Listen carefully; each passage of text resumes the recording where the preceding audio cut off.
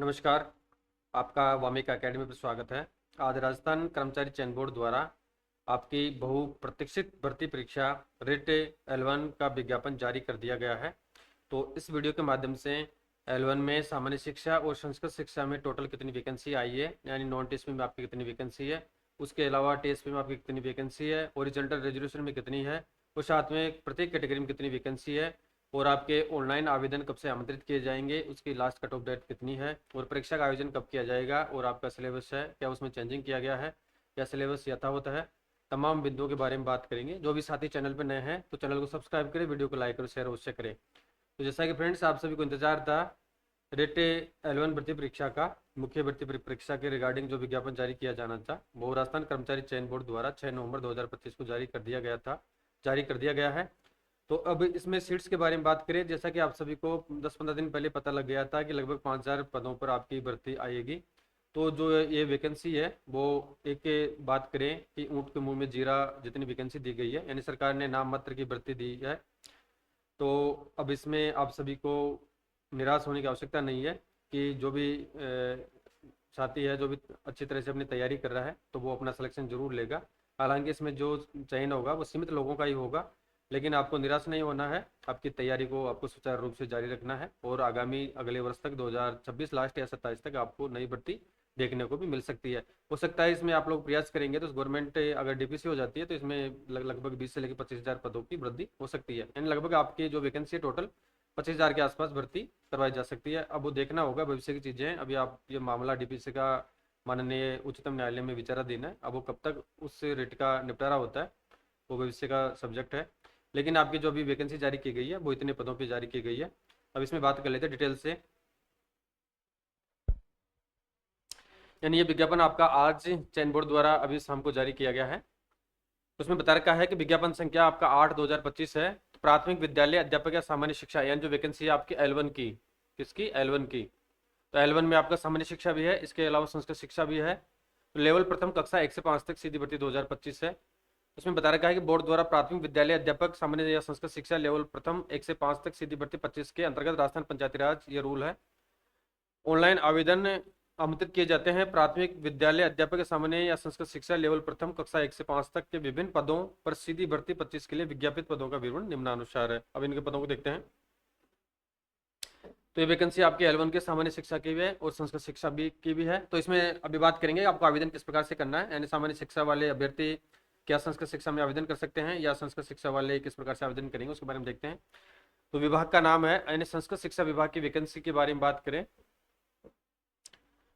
तो पद का नाम है प्राथमिक विद्यालय अध्यापक सीधी भर्ती लेवल प्रथम संस्कृत की है। और इसमें जो आपका सीट्स की बात करें तो नॉन टीएसपी में आपकी 187 वैकेंसी है, यानी संस्कृत शिक्षा विभाग के बारे में बात करें स्पेशली। और अनुसूचित क्षेत्र में यहाँ पे 0 वैकेंसी है, यानी कुल 187 वैकेंसी दी गई है, यानी नाम मात्र वैकेंसी दी गई है। यानी संस्कृत शिक्षा विभाग में 187 टोटल वैकेंसी आई है, जो भी नॉन टीएसपी की है और टीएसपी की इसमें 0 वैकेंसी है। फिर संस्कृत शिक्षा विभाग में ये तो स्पेशल संस्कृत के लिए है। और इसमें सामान्य के बारे में बात करें संस्कृत एजुकेशन में तो प्राथमिक विद्यालय अध्यापक सीधी भर्ती लेवल प्रथम की सामान्य की संस्कृत शिक्षा विभाग में वैकेंसी आई है 422 तो आपकी नॉन टीएसपी की है और अनुसूचित क्षेत्र की आपकी 27 है। कुल 449 पदों पर यह भर्ती आपको देखने को मिली है।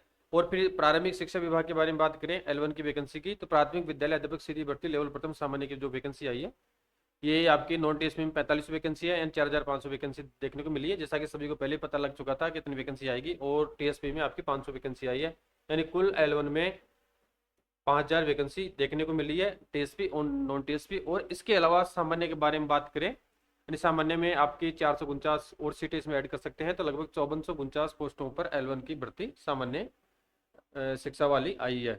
ठीक है, यानी सामान्य जो L1 में विद्यार्थी उनके लिए आई है, जिसमें से संस्कृत शिक्षा विभाग की सामान्य की 449 है और प्रारंभिक शिक्षा विभाग की आपकी 5,000 वैकेंसी आई है। अब इसमें नोट दे रखा है, ये महत्वपूर्ण आपके लिए, जो भी आप फॉर्म फिलअप करें तो इसको एक बार आपको जरूर देखना है कि प्रारंभिक शिक्षा विभाग एवं संस्कृत शिक्षा विभाग के प्राथमिक विद्यालय अध्यापक सीधी भर्ती लेवल प्रथम सामान्य शिक्षा के पद हेतु निर्धारित योग्यताधारी आवेदकों को एक ही आवेदन करना होगा। यानी इसमें बता रखा है कि प्रारंभिक शिक्षा विभाग एवं संस्कृत शिक्षा विभाग के प्राथमिक विद्यालय अध्यापक सीधी भर्ती लेवल प्रथम, यानी सामान्य शिक्षा के जो विद्यार्थी हैं उनको प्रारंभिक शिक्षा एवं संस्कृत शिक्षा में अगर आप आवेदन करना चाहते हैं सामान्य विद्यार्थियों को, यानी संस्कृत को छोड़कर, तो उनको एक ही बार आवेदन करना होगा। उक्त पदों हेतु संयुक्त भर्ती परीक्षा आयोजित करवाई जाएगी और आवेदक उक्त दोनों विभागों को प्राथमिकता क्रम आपको आवेदन में बनना है कि आपको फर्स्ट संस्कृत शिक्षा विभाग का लेना है या प्रारंभिक शिक्षा विभाग का पद लेना है। संस्कृत शिक्षा विभाग के और जो आपकी 187 वैकेंसी है संस्कृत शिक्षा विभाग के प्राथमिक अध्यापक सीधी भर्ती लेवल प्रथम संस्कृत शिक्षा के पदों हेतु अलग से आवेदन करना होगा। ठीक है, यानी जो संस्कृत के स्पेशल है उनको अलग से आवेदन करना होगा। और इसके अलावा संस्कृत शिक्षा विभाग के प्राथमिक विद्यालय अध्यापक सीधी भर्ती लेवल प्रथम संस्कृत शिक्षा के पदों हेतु परीक्षा का आयोजन अलग से करवाया जाएगा। यानी जो अभी आपकी प्रस्तावित एग्जाम है 17 जनवरी से लेकर 21 जनवरी 2026 के मध्य, उसमें आपके सामान्य की एग्जाम कंडक्ट करवाई जाएगी। वो जो संस्कृत शिक्षा विभाग की स्पेशल वैकेंसी है 187, उसकी अभी डेडलाइन जारी नहीं की गई है, तो वो वैकेंसी की जल्दी चयन बोर्ड द्वारा सूचना दे दी जाएगी कब कब आपका एग्जाम 187 पदों के लिए कब एग्जाम कंडक्ट करवाया जाएगा, जिसकी सूचना बोर्ड कार्यालय की वेबसाइट पर प्रकाशित की जाएगी। अब इसमें सामान्य निर्देश दे रखे हैं आपको कि राज्य सरकार का आदेश क्रमांक और इसके अलावा प्रारंभिक शिक्षा विभाग के पत्र दिनांक। तो इसमें बता रखा है कि सामान्य संस्कृत शिक्षा लेवल प्रथम कक्षा 1 से 5 तक की सीधी भर्ती 25 में संबंधित वर्गवार पदों हेतु मुख्य परीक्षा में शामिल होने के लिए अभ्यर्थी को क्या करना है कि इसके अलावा जो आपका राजस्थान अध्यापक पात्रता परीक्षा का आयोजन किया गया था। राजस्थान अध्यापक पात्रता परीक्षा अगर जो कैंडिडेट 2022 में उत्तीर्ण पास आउट है तो वो भी वैलिड है। और उसके अलावा जिसने अभी जो लेटेस्ट आपका फरवरी में 2000 राजस्थान अध्यापक पात्रता परीक्षा 2025 का आयोजन किया गया था प्रथम लेवल 1 यानी L1 का, अगर उसके पास वो सर्टिफिकेट है तो वो उसमें वैलिड है। यानी आपके लिए अध्यापक पात्रता परीक्षा 2022 का सर्टिफिकेट होना चाहिए। इसके अलावा या अध्यापक पात्रता परीक्षा 2025 का आपके पास सर्टिफिकेट होना चाहिए। अगर इसे जैसे ने किसी ने 22 में कर रखी है, अगर वो 25 में जिसने एग्जाम नहीं दिए तो कोई दिक्कत नहीं है, वो वैलिड है। और जिसने 25 में की है वो भी वैलिड है। और न्यूनतम प्राप्तांक का जो प्रतिशत है आप सभी को पता है कि सामान्य को नॉन टेस्ट में 60% चाहिए और एसटी को 55 और 36% चाहिए। जो भी क्राइटेरिया आप सभी को पता है कि आप जो भी जिन्होंने रिट पास कर रखी है पात्रता, तो वो यहाँ पे फॉर्म फिलअप करेंगे, तो यहाँ पे ज़्यादा बात करने की आवश्यकता नहीं है। और जो आपको आवेदन करना है तो उसमें क्या करना है कि अभ्यर्थियों को सेकंड नंबर का पॉइंट है, यानी अभ्यर्थियों को ऑनलाइन आवेदन में शैक्षिक एवं प्रशैक्षिक परीक्षाओं एवं राजस्थान अध्यापक पात्रता परीक्षा 2022 प्रथम लेवल और इसके अलावा जो 25 का भी आपका फरवरी में आयोजित किया गया था उनसे संबंधित जिसमें आपकी पात्रता है 22 में हो या 25 में हो या दोनों में हो, अगर किसी ने दोनों में कर रखी है तो अपनी इच्छा अनुसार किसी भी 22 से 25 वाला अपना रोल नंबर एंड जो संबंधित सूचनाएं हैं जैसे आपके रोल नंबर है, प्राप्तांक है, उत्तीर्ण करने का वर्ष पढ़ना अनिवार्य है। यानी आप 22 का भी भर सकते हैं, 25 का भी भर सकते हैं। ठीक है।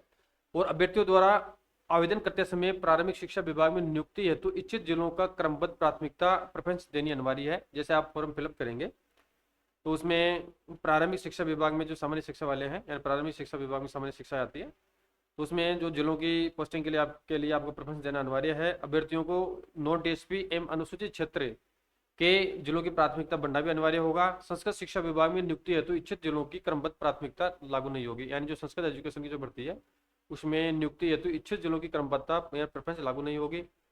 और इसके अलावा अध्यापक लेवल प्रथम के पद हेतु वांछित शैक्षिक शैक्षणिक योग्यताओं से राजस्थान अध्यापक पात्रता परीक्षा 2022 या 25 आपको उत्तीर्ण होना आवश्यक है। और इसके अलावा प्रारंभिक शिक्षा विभाग के पत्र दिनांक 19 अभी लेटेस्ट सितंबर का पत्रांक है के अकॉर्डिंग उत्कृष्ट खिलाड़ी श्रेणी के अभ्यर्थियों को उनकी आवेदन श्रेणी जैसे SC ST OBC MBC डुबलस शहरी आदिम जाति आरक्षित श्रेणी के आधार पर ही अध्यापक पात्रता परीक्षा में उक्त सारणी में वर्गवार उल्लेखित अनुसार अंकों में छूट प्रदान करते हुए निर्धारण किया जाएगा। जो लिस्ट दे रखी है ऊपर 36% जो भी है 40%, 50%, 55%, 60%। और इसके अलावा उक्त सारणी में वर्गवार अंकित न्यूनतम उत्तीर्णांक प्रतिशत अनुसार ही आवेदक ऑनलाइन आवेदन करें। किसी अभ्यर्थी द्वारा उक्त सारणी में वर्गवार अंकित न्यूनतम उत्तीर्णांक प्राप्त नहीं करने के बाद भी अगर प्राथमिक अध्यापक भर्ती लेवल प्रथम सामान्य संस्कृत हेतु आवेदन करने पर अभ्यर्थी को अपात्र डिबार कर या उसके ऊपर कानूनी कार्रवाई की जा सकती है। अगर आपके पास रेट पात्रता अपने पास कर रखे तो भी आप आवेदन करें, अन्यथा आपके ऊपर कार्रवाई की जा सकती है। इसके बारे में सभी स्टूडेंट जानते हैं।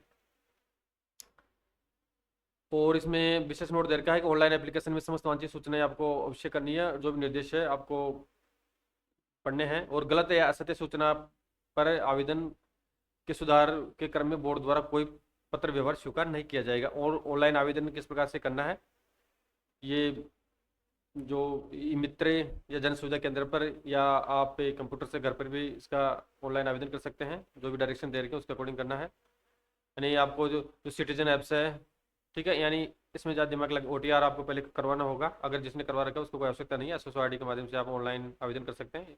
इसमें ज़्यादा बात करने की आवश्यकता नहीं है, क्योंकि ई मित्र वाला आपका फॉर्म फिलअप करेगा, तो वो सभी लोग जानते हैं किस प्रकार से करना है। और एग्जाम का शुल्क यह है, अगर जो पहली बार OTR कराएंगे उनको शुल्क देना होगा, और जिन्होंने पहले OTR करवा रखा है उनको शुल्क देने की आवश्यकता नहीं है। अब इसमें थर्ड नंबर का पॉइंट आपका कि प्राथमिक विद्यालय अध्यापक या सामान्य संस्कृत शिक्षा लेवल प्रथम कक्षा 1 से 5 तक सीधी भर्ती 2022 के अंतर्गत जिलेवार एवं वर्गवार रिक्त पदों का विवरण निम्न प्रकार है। गैर अनुसूचित क्षेत्र या नॉन TSP एरिया एवं TSP एरिया के सामान्य संस्कृत शिक्षा के पृथक पृथक पदों का जिलेवार एवं वर्गवार विस्तृत विवरण निम्नानुसार अनेक्सर पर संलग्न है।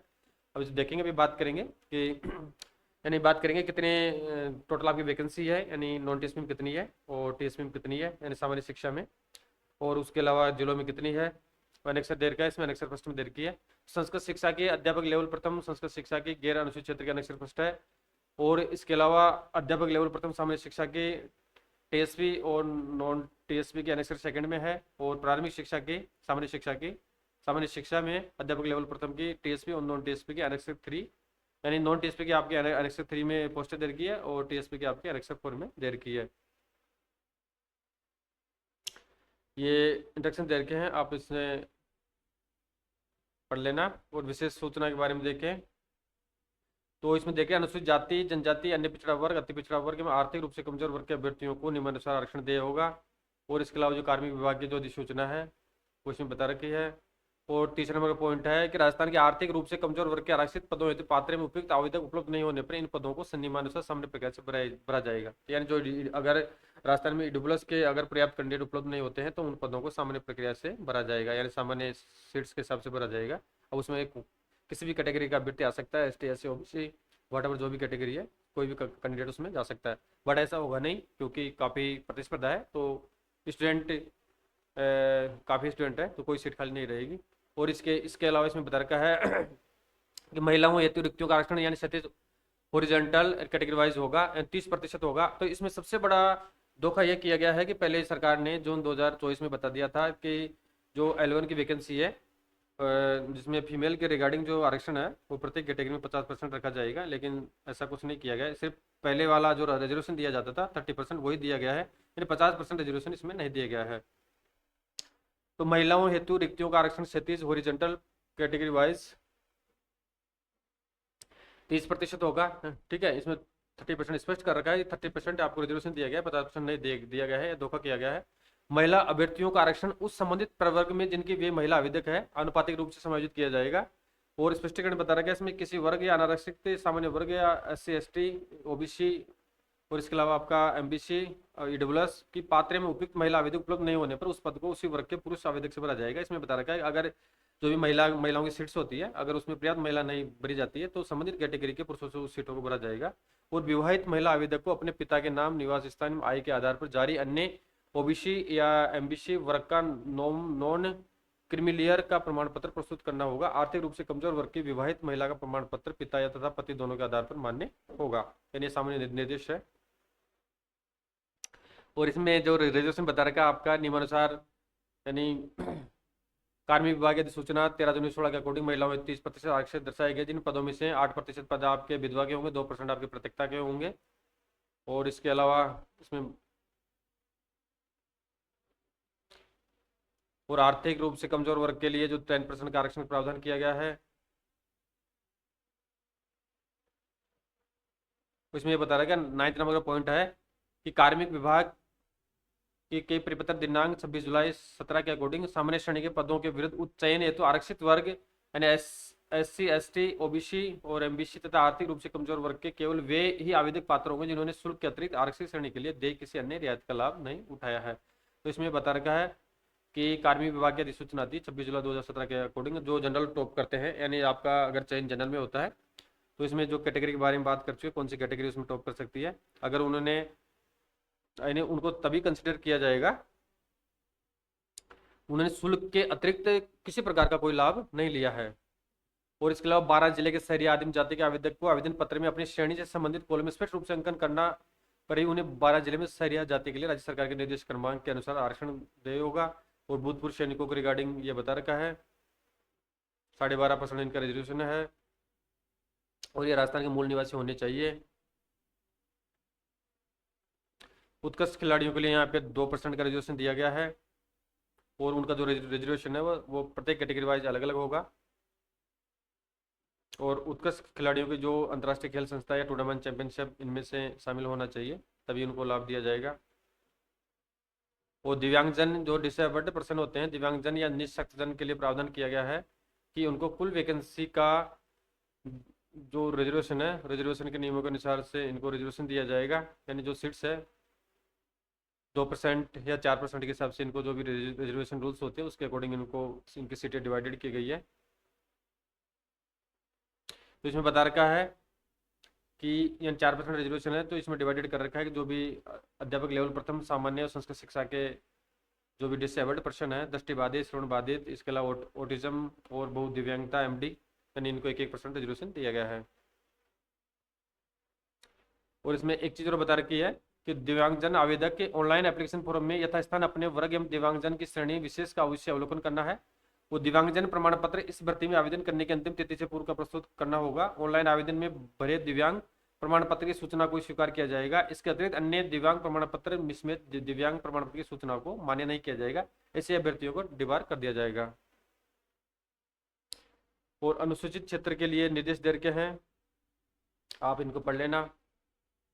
और इसके अलावा एक बोर्ड कर रखा, उसको देख लेते हैं कि अनुसूचित क्षेत्र के अभ्यर्थियों के लिए वेतनमान, पात्रता एवं शैक्षणिक योग्यता, राष्ट्रीयता, आयु, पेंशन, विवाह पंजीयन, परीक्षा शुल्क जमा कराने, ऑनलाइन आवेदन करने एवं आवेदन में संशोधन की प्रक्रिया, नियुक्ति की अयोग्यताएं, प्रमाण पत्रों के सत्यापन, अनुचित साधनों की रोकथाम एवं परीक्षा का पाठ्यक्रम एवं स्कीम संबंधित इत्यादि प्रावधान जो नॉन टीएसपी के ऊपर एप्लीकेबल है वो यथावत इनके ऊपर भी सेम लागू होंगे।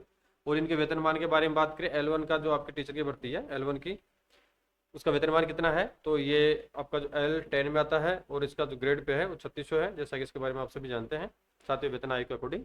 तो राजस्थान पंचायती राज नियम 1996 के नियम 286 एवं राजस्थान संस्कृत शिक्षा एवं राज्य अधीन सेवा विद्यालय शाखा नियम 2015 के अकॉर्डिंग नवचयनित अभ्यर्थियों को 2 वर्ष के लिए प्रोविशनल ट्रेनिंग के रूप में नियुक्ति दी जाएगी। जैसा कि आप सभी जानते हैं, अगर आपका प्रोविशन संतोषपूर्वक होता है तो आपको स्थायीकरण कर दिया जाता है और लेवल 10 के अनुसार आपको सैलरी फिक्स कर दी जाती है और उसी के अकॉर्डिंग आपको जो भी आपके भत्ते हैं, जैसे आचार्य है, महंगाई भत्ता है, शिष्य है, विशेष वेतन है, एक्सेट्रा जो भी है वो आपको दे दिए जाएंगे। और जो आपका प्रोविजन काल है उसमें किसी प्रकार से आपको ये अलाउंसेस नहीं दिए जाएंगे, केवल आपको 15 दिन की सेल मिलेगी और कुछ नहीं मिलेगा।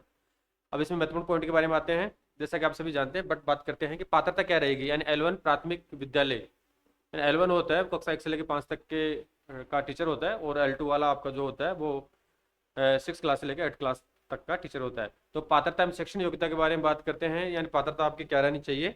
तो प्राथमिक विद्यालय अध्यापक सामान्य या संस्कृत शिक्षा लेवल प्रथम कक्षा 1 से 5 तक सीधी भर्ती 25 के पदों में न्यूनतम शैक्षणिक या प्रश्न योग्यता क्या क्या है, फर्स्ट देखते हैं। इसमें ये सरकार द्वारा ये अधिसूचना पहले जारी की गई थी, उसके अकॉर्डिंग यानी प्राथमिक विद्यालय अध्यापक सामान्य शिक्षा कक्षा 1 से 5 तक स्तर प्रथम के लिए न्यूनतम शैक्षणिक प्रशिक्षण योग्यता है। एक फर्स्ट तो आपकी यह होनी चाहिए, ठीक है, जो और देर का है, या तो यह होनी चाहिए या यह होनी चाहिए। तो लगभग सभी स्टूडेंट जिन्होंने पात्रता पास की, सभी के पास क्वालिफाई, सबके पास अच्छी क्वालिफिकेशन है, ठीक है, यानी सभी ने क्वालिफाई कर रखा है ये एग्जाम में। न्यूनतम 50% अंकों के साथ उच्चतर माध्यमिक यानी +2 इसके समकक्ष यानी इसके इक्विवेलेंट तथा प्रारंभिक शिक्षा में द्विवर्षीय डिप्लोमा चाहिए, उसको किसी भी नाम से जाना जाता हो, यानी आप +2 होना चाहिए 50% के साथ में। और इसके अलावा आपके पास में जिसको अपन राजस्थान में सादा भाषा में BSTC या DLED बोलते हैं, या कोई अभ्यर्थी अन्य स्टेट से अगर वो डिप्लोमा करके आता है तो उसको अन्य स्टेट्स में अन्य नामों से भी संबोधित किया जा सकता है, चाहे वो किसी नाम से जाना जाता हो, आपका +2 होना चाहिए, साथ में 2 वर्ष से आपको आपका डिप्लोमा होना चाहिए। या इसके अलावा न्यूनतम 45% अंकों के साथ में उच्चतर माध्यमिक यानी +2 या प्रारंभिक शिक्षा में द्विवर्षीय डिप्लोमा, चाहे वो किसी भी नाम से जाना जाता हो, जो राष्ट्रीय अध्यापक शिक्षा परिषद मान्यता मानदंड और क्रियाविधि विनियमन 2002 के अकॉर्डिंग प्राप्त किया गया हो। या इसके अलावा न्यूनतम 50% अंकों के साथ आपके +2 होना चाहिए या इसके इक्विवेलेंट होना चाहिए एवं 4 वर्षीय प्रारंभिक शिक्षा शास्त्र में स्नातक, यानी इसको BLED बोला जाता है, ठीक है, यह डिग्री होनी चाहिए।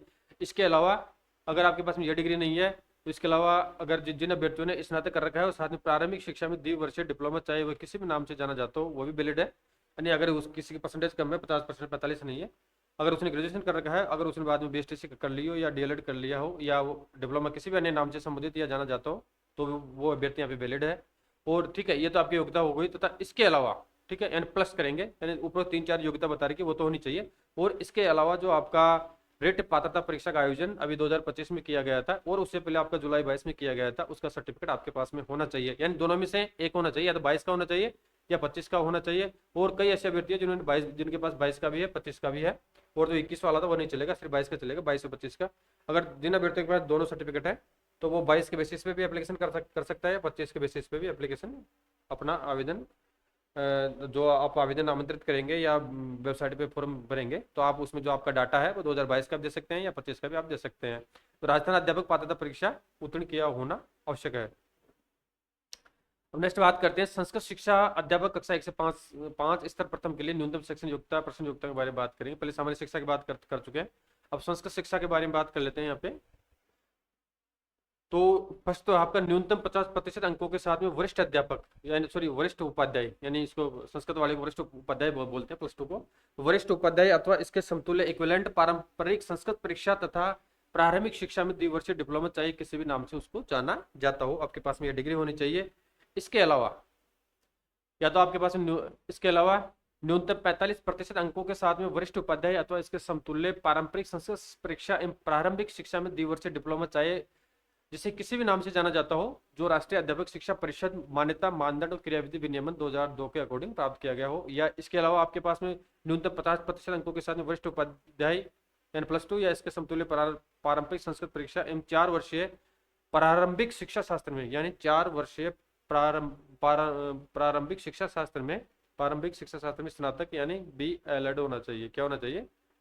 BLED आपको होना चाहिए। या इसके अलावा शास्त्रीय होना चाहिए या इसके समतुल्य पारंपरिक संस्कृत शिक्षा तथा प्रारंभिक शिक्षा में द्विवर्षीय डिप्लोमा, चाहे जिसे किसी भी नाम से जाना जाता हो। ठीक है, ये तो अथवा में आ गया, यानी उपरोक्त 3-4 जो डिग्रीज है, जो क्वालिफिकेशन है आपके पास में होनी चाहिए।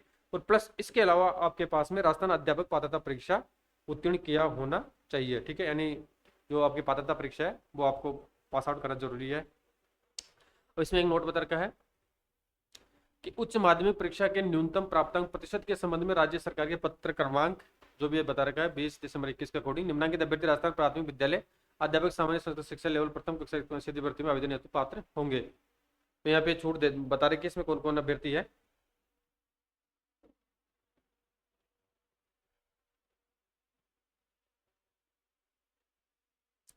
और इसके अलावा जनजातीय शहरी एवं विशेष योग्यजन एवं वर्ग एवं सामान्य वर्ग की विधवा प्रत्येकता महिला अभ्यर्थियों के लिए जो निर्धारित अंक है उनमें 5% की छूट इनको दी गई है।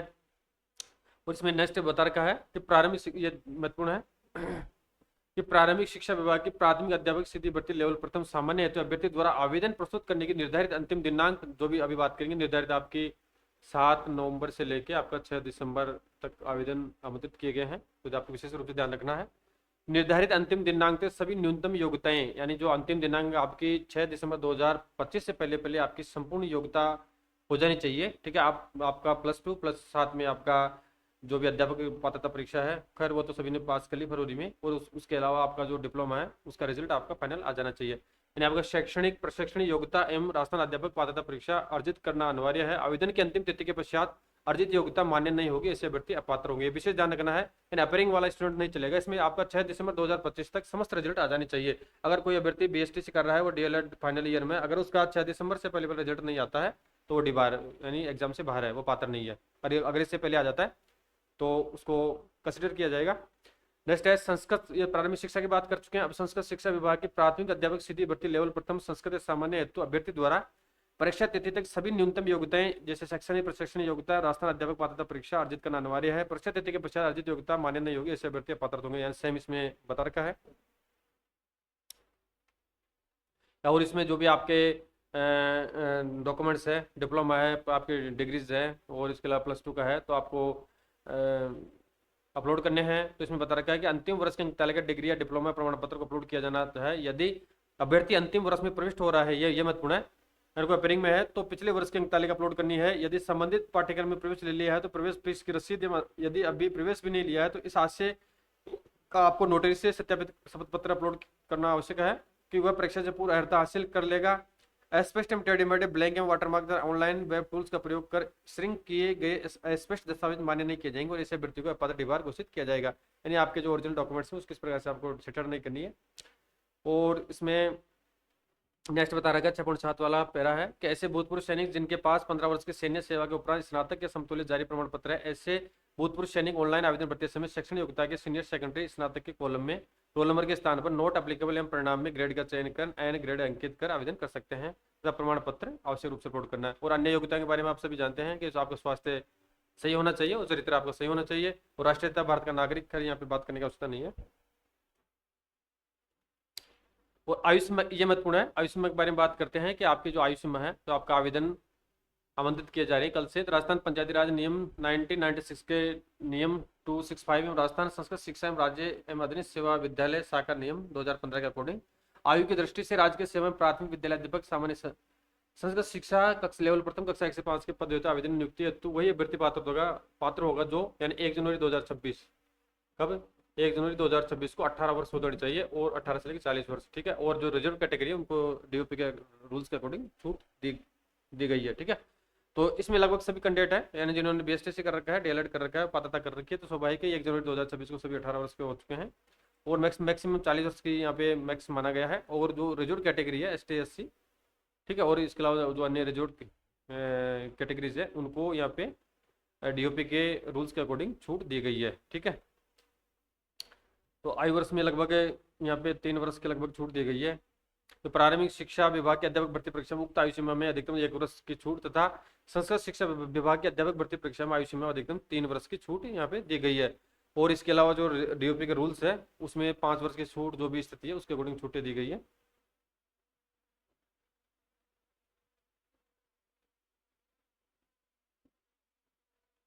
और ये महत्वपूर्ण है आवेदन आप किस प्रकार से करना है। आवेदन एवं परीक्षा शुल्क जमा कराने में ऑनलाइन आवेदन पत्र भरने की अवधि है।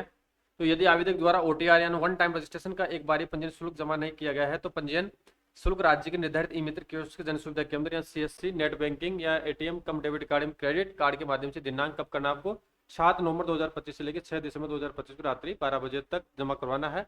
और ऑनलाइन आवेदन पत्र दिनांक 7 नवंबर 25 से दिनांक 6 दिसंबर 25 को रात्रि 12 बजे तक या 23:59 बजे तक बोर्ड की वेबसाइट पर भरे जा सकते हैं और उसके पश्चात लिंक डीएक्टिवेटेड हो जाएगा। आवेदकों को सलाह दी जाती है कि ऑनलाइन आवेदन की अंतिम तिथि का इंतजार किए बिना ही समय सीमा के भीतर आपको ऑनलाइन आवेदन करना है। तो यह ध्यान रखना फ्रेंड्स विशेष रूप से कि आपके ऑनलाइन आवेदन है यानी कल से यानी 7 नवंबर 2025 से लेकर 6 दिसंबर 2025 के मध्य राजस्थान कर्मचारी चयन बोर्ड द्वारा इसके एप्लीकेशन मांगे गए हैं यानी अपनी SSO ID के माध्यम से आप अपना एप्लीकेशन फिलअप कर सकते हैं। तो विशेष रूप से ध्यान रखना है कि 1 महीने का आपको समय दिया गया है।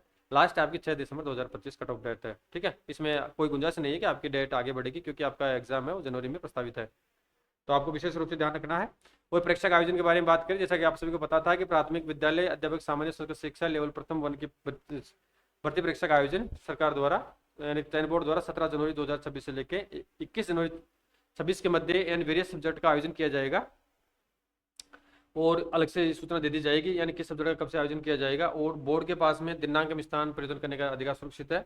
बोर्ड द्वारा एक से अधिक, ये ध्यान रखना है कि बोर्ड द्वारा एक से अधिक चरणों में किसी भर्ती परीक्षा का आयोजन किया जाएगा तो उसमें सामान्यकरण यानी नॉर्मलाइजेशन की प्रक्रिया अपनाई जाएगी। ठीक है।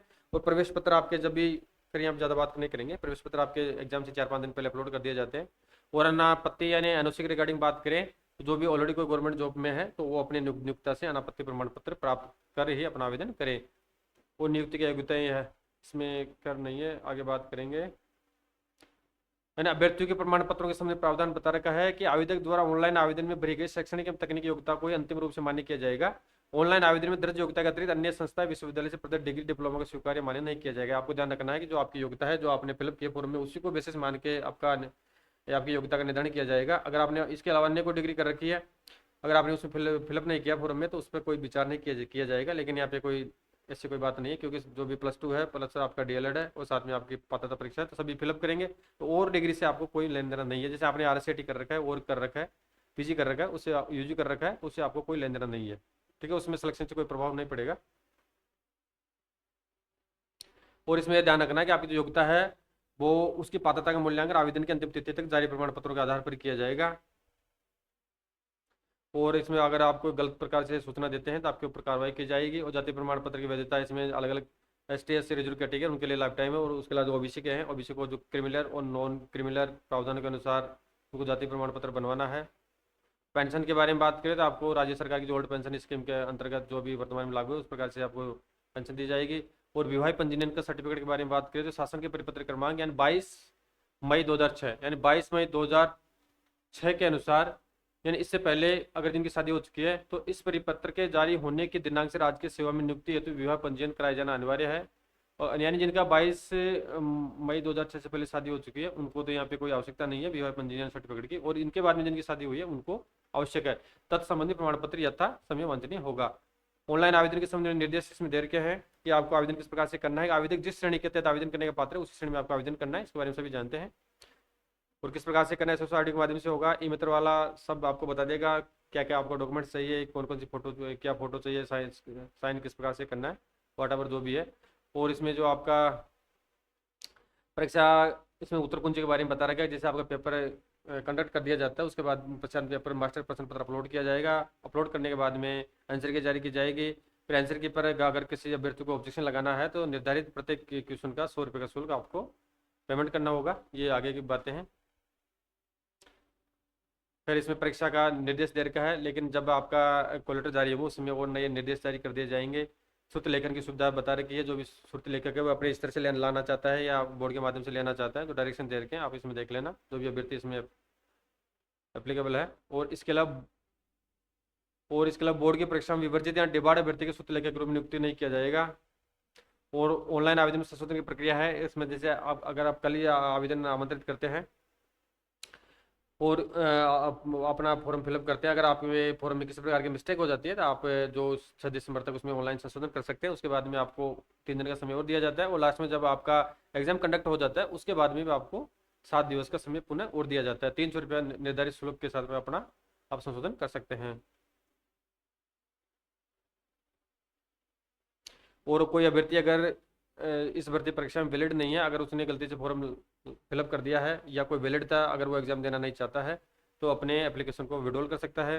इसमें बता रखा है किस प्रकार से विड्रॉल करना है। लगभग किसी को विड्रॉल नहीं करना है, सभी को एग्जाम देनी है।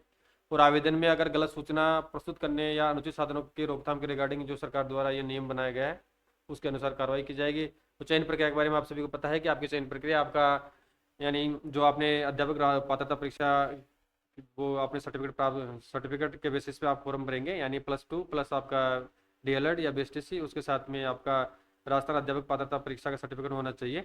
ठीक है। और जो आपका एग्जाम अभी 300 अभी बात करेंगे, यानी आपका 300 मार्क्स का पेपर होगा। इसमें 150 क्वेश्चन आएंगे, 1/3 आपकी नेगेटिव रहेगी। और सिलेबस है लगभग वो पिछला सिलेबस, इसमें कोई वेरिएंस नहीं किया गया है, यानी लगभग सेम सिलेबस है। तो आपका 300 मार्क्स में से मेरिट के हिसाब से आपका चयन या मेरिट बनाई जाएगी, उसी बेसिस पर आपका सिलेक्शन किया जाएगा। यानी आपका एक ही सीधी भर्ती है, एक ही एग्जाम होगा, उसके बाद आगामी आपका कोई एग्जाम नहीं होगा, यानी मेरिट के हिसाब से आपका सिलेक्शन होगा। तो इसमें सिलेबस के बारे में, स्कीम्स के बारे में बात करें, हालांकि सभी जानते हैं, आप पुनः कर लेते हैं। राजस्थान प्राथमिक विद्यालय यानी राजस्थान प्राथमिक विद्यालय अध्यापक सामान्य और संस्कृत शिक्षा, यानी दोनों की बात कर रहे हैं। सामान्य संस्कृत शिक्षा लेवल प्रथम कक्षा 1 से 5 तक सीधी भर्ती 25 हेतु परीक्षा की स्कीम निम्नानुसार होगी। ठीक है। इसमें सभी जानते हैं आपका परीक्षा स्कीम 300 अंकों का होगा, यानी 150 क्वेश्चन आएंगे, एक क्वेश्चन आपका 2 नंबर का होगा। और इसमें आपके 1/3 नेगेटिव भी रहेगी। क्या रहेगी? 1/3 नेगेटिव रहेगी। और परीक्षा पत्र की समयावधि आपकी 2.5 घंटे की रहेगी। कितनी रहेगी? यानी 150 मिनट की रहेगी या 2.5 घंटे आप कह सकते हैं। तो प्रश्न पत्र में कुल 150 प्रश्न आएंगे। समस्त प्रश्न आपके मल्टीपल चॉइसेस के होंगे। और इसमें आपका 1/3 बात कर चुके हैं, यानी 1/3 आपकी, अगर आप क्वेश्चन को गलत करते हैं तो आपकी 1/3 नेगेटिव काटी जाएगी। और पाठ्यक्रम का विवरण और विस्तार इसमें बता रखा है कि परीक्षा के लिए प्रश्न पत्र का पाठ्यक्रम विवरण और विस्तार ऐसा होगा जो प्राधिकृत अभिकरण द्वारा समय समय पर विहित किया जाएगा। और अभ्यर्थियों को समय के भीतर ऐसी रीति से जो प्राधिकृत अभिकरण उचित समझे सूचित किया जाएगा। और सामान्य शिक्षा परीक्षा के लिए विषय अंकभार के बारे में बात कर रहे हैं यहाँ पे।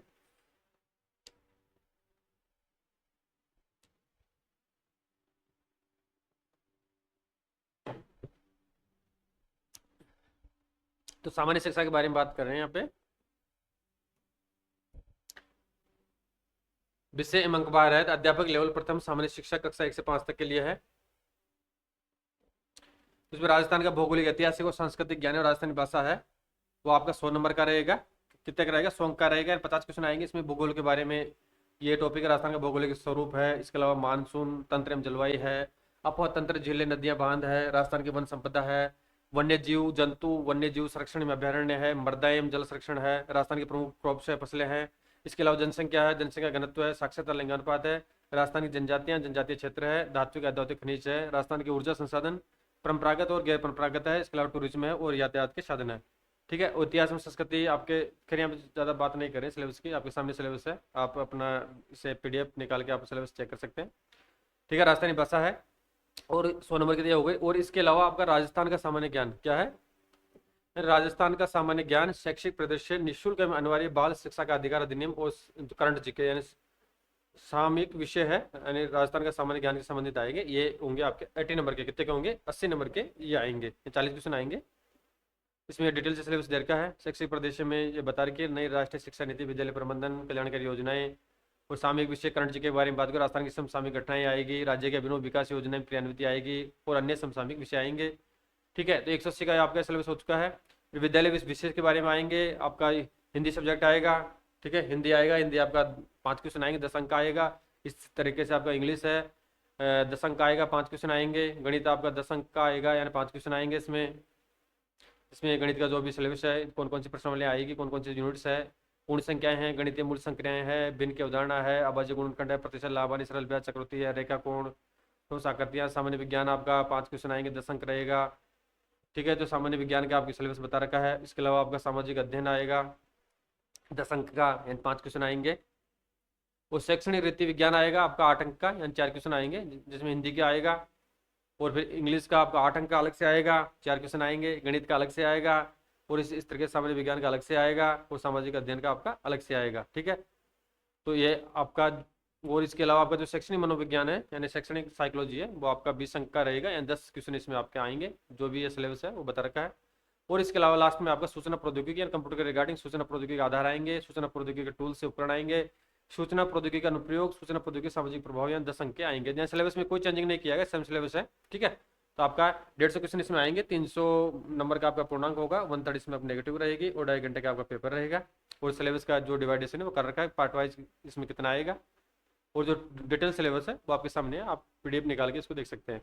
और संस्कृत शिक्षा परीक्षा के लिए विषयवार एवं अंकभार का बारे में बात करें तो इसमें लगभग सेम है। राजस्थान का भौगोलिक, ऐतिहासिक, सांस्कृतिक ज्ञान, राजस्थानी भाषा आपका 100 अंक की है, यानी 50 क्वेश्चन आएंगे, जिसमें भूगोल, इतिहास, राजस्थानी भाषा आ गई। और राजस्थान का सामान्य ज्ञान, शैक्षिक प्रदेश, निःशुल्क अनिवार्य बाल शिक्षा का अधिकार अधिनियम, सामयिक विषय भी आपका सिक्का है, सेम है। जो सिलेबस आपका अभी जस्ट सामान्य शिक्षा के बारे में बात की थी वो इसमें है। वो संस्कृत विषय का ज्ञान इसमें 50 अंक का दिया गया है। वो संस्कृत विषय शैक्षणिक रीति विज्ञान अब 40 अंक की है, 20 क्वेश्चन आएंगे। शैक्षणिक मनोविज्ञान इसमें 20 अंक का है। ठीक है। और इसमें नीचे बता रखा है बोर्ड द्वारा आयोजित की जाने वाली सभी वस्तुनिष्ठ परीक्षाओं में किसी प्रश्न का उत्तर नहीं दिए जाने के संबंध में जो सितंबर 2023 में, आप सभी इसके बारे में जानते हैं, सितंबर 2023 में नया गवर्नमेंट द्वारा नोटिफिकेशन निकाला गया था कि आप अगर किसी क्वेश्चन का, यानी जो आपका होमवर्क शीट होता है उसमें 5 ऑप्शन होते हैं ABCDE, तो अगर आप किसी का रिप्लाई नहीं देना चाहते हैं तो आपको ये ऑप्शन फिलअप करना है। अगर जो कैंडिडेट 10% से अधिक अगर गोले ब्लैंक छोड़ देता है तो उसको एग्जाम से डिस्क्वालीफाई कर दिया जाता है। तो इस बारे में आपको विशेष ध्यान रखना है। हालांकि इस बारे में आप सभी स्टूडेंट जानते हैं, यहाँ पे ज़्यादा चर्चा करने की आवश्यकता नहीं है।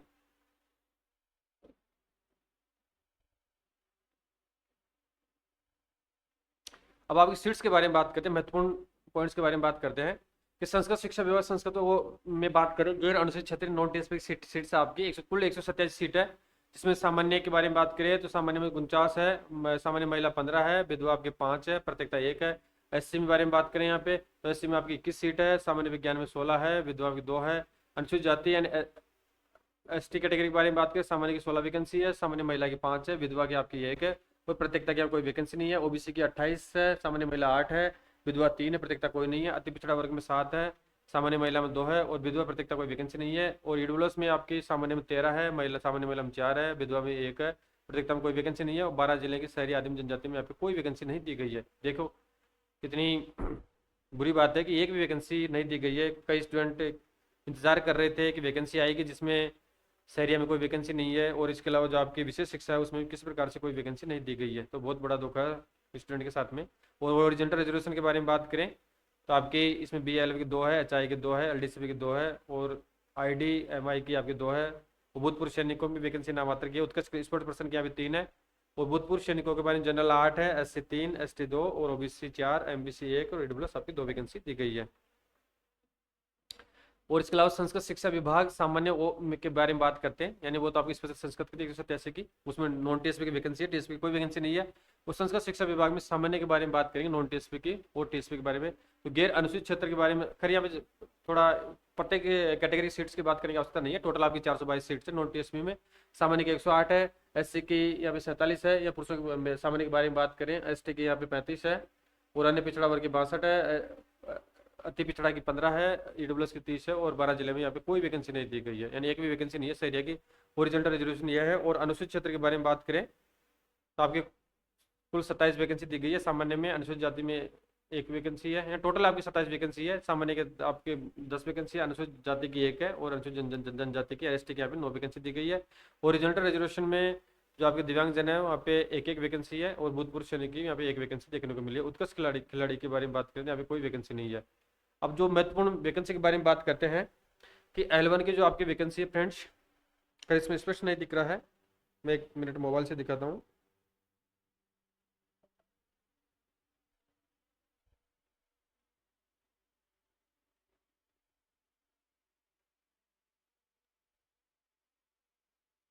कि आपकी जो वैकेंसी निकाली गई है बीएसटीसी की यानी डीएलएड की +2 की, वो यानी 5000 वैकेंसी दी गई है। कितनी दी गई है इसमें वैकेंसी? आपकी 5000 वैकेंसी दी गई है, जिसमें 4500 पद तो आपके नॉन टीएसपी के हैं और 500 पद आपके टीएसपी क्षेत्र के हैं, ठीक है।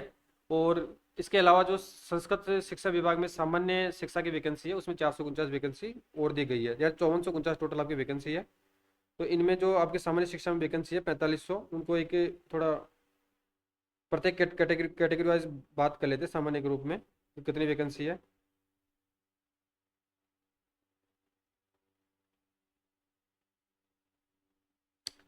देखिए फ्रेंड्स, इसमें जिलों वाइज यानी जिले वाइज इसमें डिवाइडेड कर रखा है। टोटल आपकी 4500 वैकेंसी नॉन टीएसपी में। जनरल की आपकी 1156 है, और इसी तरीके से जो अन्य कैटेगरी है उन कैटेगरी को आप इस पीडीएफ के माध्यम से देख सकते हैं। यानी आपकी जनरल में 1156 है, और इसके अलावा बात करें ईडब्ल्यूएस कैटेगरी में आपकी 451 है, एससी में आपकी 500 वैकेंसी है, और एसटी में आपकी कुल कुल वैकेंसी के बारे में बात करें 372 है, यानी महिला और पुरुषों की। और ओबीसी में बात करें तो ओबीसी में 453 है, और इस तरह एमबीसी में आपकी टोटल वैकेंसी है 159 है ना, ठीक है। तो इस प्रकार से वैकेंसी का डिवाइडेशन कर रखा है। तो आपके पास पीडीएफ मिल जाएगी, आप वहाँ से देख सकते हैं कि किस जिले से और टोटल आपकी वैकेंसी टोटल कितनी है।